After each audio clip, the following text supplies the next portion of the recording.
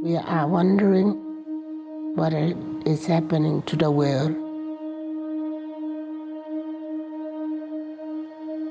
Everything is changing.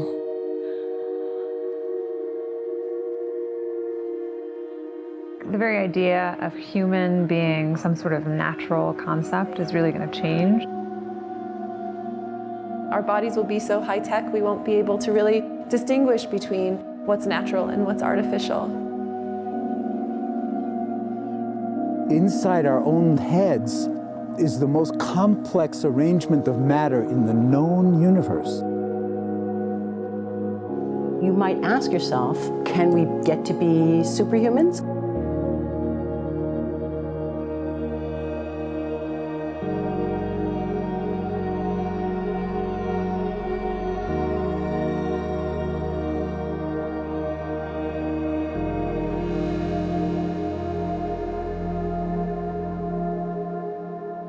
The original Industrial Revolution was driven by the discovery that you could use steam engines to do all kinds of interesting things. But that was followed by additional revolutions for electricity and computers and communications technology.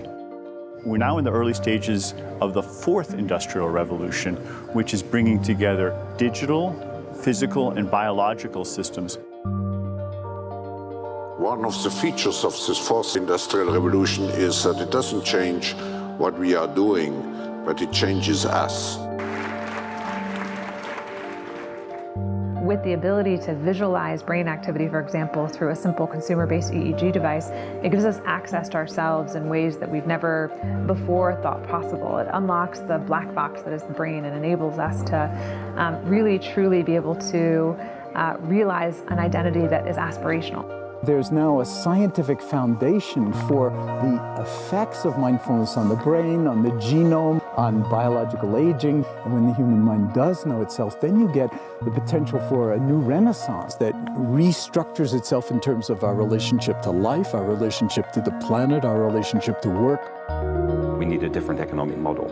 And by that, I don't mean capitalism versus communism. What I'm talking about is a shift in the system along the lines of the two big changes that happened in the 20th century, Keynesianism, with a much greater focus on health and education and the role of government working with business, and then a reaction against that in late century to neoliberalism, where the focus was on free markets, freedom of the individual, and getting governments out of the way.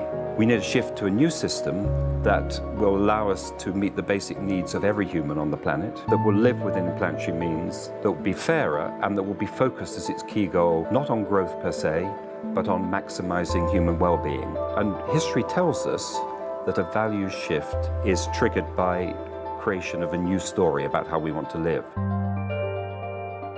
I see the circular economy as something which fits very closely with mankind's goal to be innovative and creative and to always progress. We can use asset tracking, we can use IT, we can use 3D printing to enable this different economic model to recover materials, feed them back into the economy, and really to decouple growth from the resource constraints we have. The reason we live in cities is not different today than it was 10,000 years ago. Even if we have got networks connecting us, we still want to have places where we meet in person. So this means the place where we work and the place where we live are much closer to each other, a city where we don't need to have big supply chains in order to produce things, where many things can be sourced locally thanks to 3D printing and robotics. So if we're able to do something to transform cities, to make them more efficient, then the impact can be huge. Think about the prospect of getting rid of plastics. We must not only be inspired or informed by nature, but actually use natural organisms with which to design products and building parts. Only instead of varying material properties, we're varying biological functionality.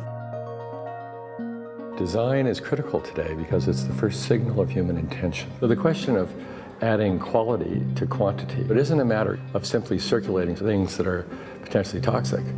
It's circulating things that are safe and healthy for all generations. So the goal is no longer, I want to be less bad, less monotonous, less unsafe, less unjust. It's really about a diverse, safe, healthy, and just world with clean air, clean water, clean soil, clean energy. Together we are fighting to preserve our fragile climate from irreversible damage and devastation of unthinkable proportions. If we think about the original Industrial Revolution, it was an energy revolution. I like to think of it as a kind of bookending of a period in human history during which we used fossil fuels, and it worked very well for us for a long time. But now we have to bring that to an end. We have energy technologies that can power our civilization: solar, wind, biomass. So then the question is, well, how do we get grid integration? Maybe the wind is blowing in Denmark, the sun is shining in Germany, and now you can move that electricity through an integrated grid. You can supply energy to everyone who needs it, and you can supply energy at all times.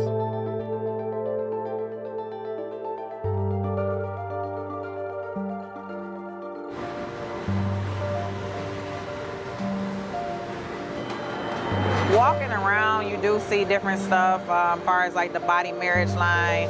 They use a lot of things that help them lift up and move things to the car. You just sit there and, program something, and it has its own set mind to go ahead and do everything. And then as humans, we just come in and take the extra step to help the technology. It's not the cure-all for everything. There's definitely a lot of things where people perform the operation better, but certainly for the right applications, robotics are a huge improvement for the process. The prediction of 5 million jobs lost by 2020 to technology is serious, but it's not the main question. Construction, manufacturing, services, public health and education, these industries will still exist. The main question is, what will be the future of work? How will we define work?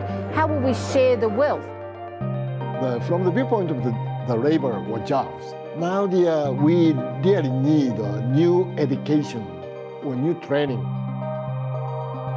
We're working with a World in Motion and First Robotics, trying to encourage students from third grade all the way up through the end of high school. We had students make sailboats, and then we had them race them, and so they could see how quickly they could move. And they immediately went back and started to say, oh, I saw what happened, I'm going to go change this or that. And that was third graders. I just given a prize to a kid of 18 years old that has discovered something really very, very unique. Came up with how to get better productivity and better yields for seeds of corn. And so he basically came with the idea that if you would perforate these seeds, you would get more food. And you think about it and say, but he didn't go to university. So how does he get all that knowledge? And he told me, I've been watching YouTube since the age of 12, and I'm so interested that I've seen everything about it. I've read everything about it. The world is really open to learning. The thing is, how do you give the incentive to your kids to do that? It's this ability of digital technology to change outcomes, to truly empower people all over the world that can create a more equitable growth, because I think the world needs that. Fourth industrial revolution has the potential to make inequalities visible and to make them less acceptable in the future, and hopefully to gather and garner political support to take the necessary decision to reduce the gap. Humans have always been using tools, but because of the recent advances in technology, we're beginning to have machines that can augment us in all sorts of interesting ways. I was the first person in the world to be able to voluntarily move my legs while stepping in a robot by exciting the nervous system using electrical stimulators directly onto the spine. We believe that a cure will be possible if enough of the right people have the will to fast-track a cure for paralysis.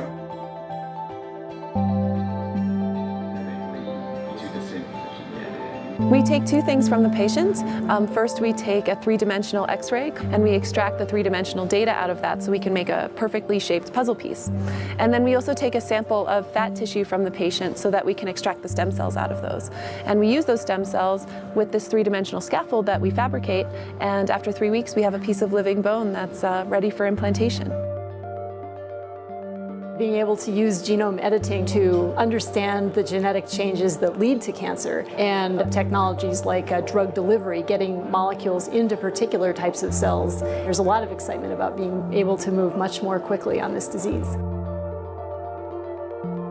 One of the things that I think is so essential to free and open societies is freedom of thought. And up until now, the conversation we've been having is around freedom of speech. Once we can access people's thoughts and access people's emotion, we have to create a space that enables people to think freely, to think divergent thoughts, to think creative thoughts. And in a society where people fear having those thoughts, the likelihood of being able to enjoy progress is significantly diminished.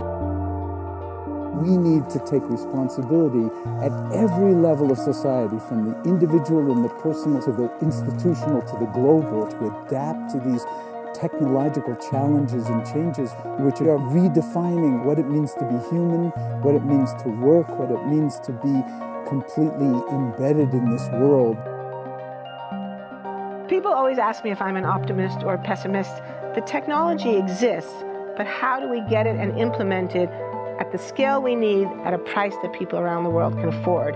Even though we have everyday problems we have to solve, we have to find a way to lay the foundations for the innovations of tomorrow.